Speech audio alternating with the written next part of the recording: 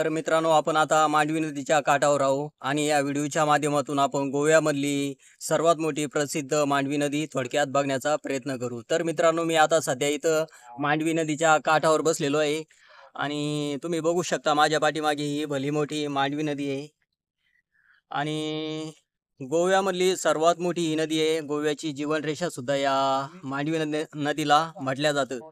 तर गाईज बघू शकता तुम्ही किती सुंदर असं ही नदी आहे.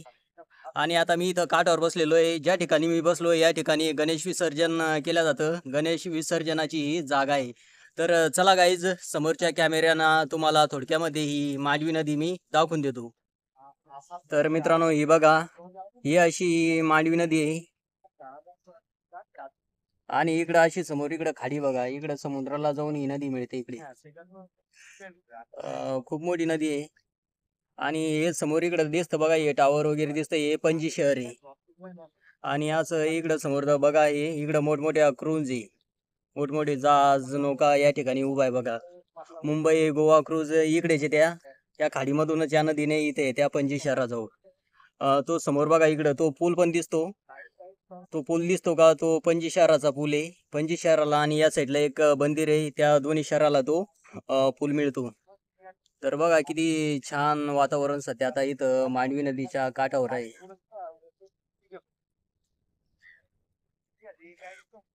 हे पणजी शहर एअरपोर्ट पण दिसतो वाटतं इकडून.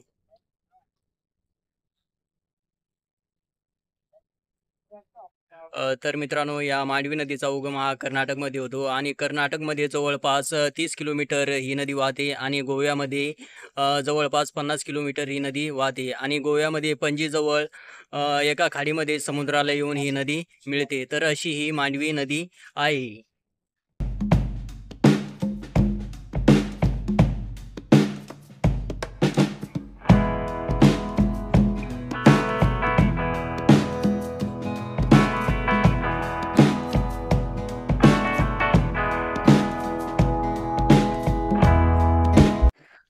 तर मित्रांनो, ही मांडवी नदी आपल्याला मागूस किल्ल्यावर जाताना वाटेमध्ये ही नदी आपल्याला पाहायला मिळते आणि पणजी शहराला आणि मागूस किल्ल्याला लागूनच ही मांडवी नदी आहे.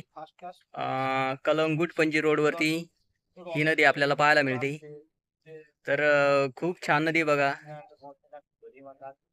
इकडं मागूस किल्ल्यावर आल्यावर, पणजीला आल्यावर तुम्ही ही नदी अवश्य बघा. ही नदी पाहण्यासाठी एकदा या ठिकाणी थांबा. तर बघू शकता तुम्ही किती छान मोसम आता या नदीच्या काठावरती आहे. तर चला, हा ब्लॉग आपण इथेच पूर्ण करू.